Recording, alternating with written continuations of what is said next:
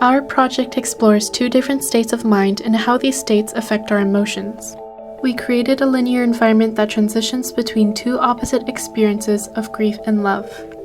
Although they're at opposite ends of the emotional spectrum, these feelings often intertwine in our lives. It is the people we love the most who cause us the most grief. We made the environment vertical, allowing the player to traverse the discrete levels above or below them. These levels correspond with the two different states of mind, and as the player goes further up or down, the more extreme they become. The environment itself is projected from a character's conscience. We dive into the dreamlike mental representation of the character's life and examine her emotional baggage regarding the death of her husband.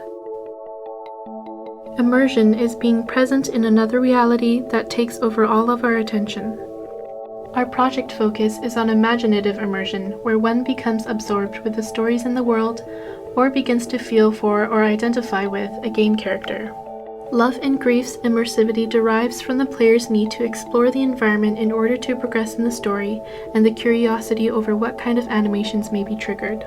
When the player comes across an object, that object reveals information about the overarching storyline. Depending on how many objects the player interacts with, he or she is able to build up a narrative in their mind and further relate to the main character, thus experiencing imaginative immersion. Once all the narrative objects are found, an elevator unlocks, allowing the player to exit the environment. The player must then make a decision on whether he or she will choose to succumb to darkness or make their way to the light. On November 28, 2014, we presented the first beta version of Love and Grief at the Immersive Environments Showcase. Unfortunately, as our elevator mechanic was not yet implemented, we gave the participants a list of items to find on each floor. Love and Grief's physical installation consisted of a black box made from fabric surrounding a jumbo screen and table. The table was subtly decorated in office props, and participants sat in an armchair for comfort. Players had a choice of using the jumbo screen or the Oculus Rift. The rig was created to slowly remove distractions by first limiting the visual field and then removing ambient sound with the help of noise-canceling headphones. My favorite part is when I interact with the different objects, because as I get closer to the object, the sound intensifies, and then it gives me a audio feedback of what I can interact with, and then after you interact with an object, you have it gives you a voiceover of why the object is have that kind of annotation and feeling, or those meaning towards the main characters. So I think that was pretty cool.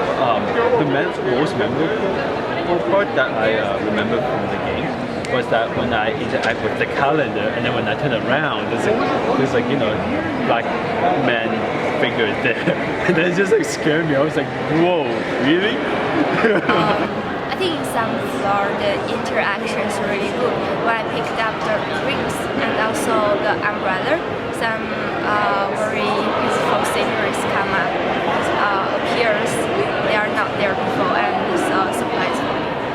Those part of interactions are my favorite things. I like how you guys turn everyday object, every ordinary object, into something that is more meaningful.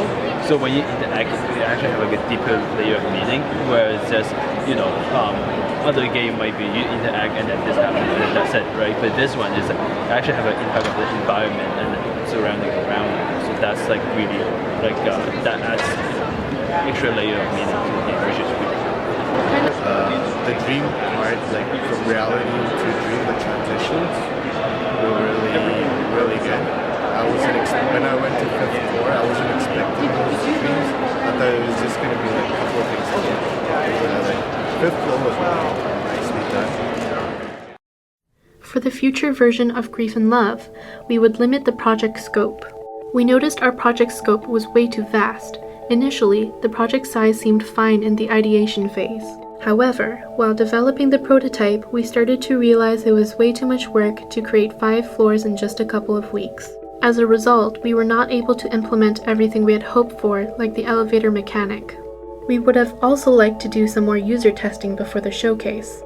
This would have helped us identify small glitches in the installation. For example, mismatched audio levels that caused participants to miss out on some of the narrative. We would have also liked to split up the floors into individual Unity scenes, hopefully eliminating the lag that was prevalent on floor 2.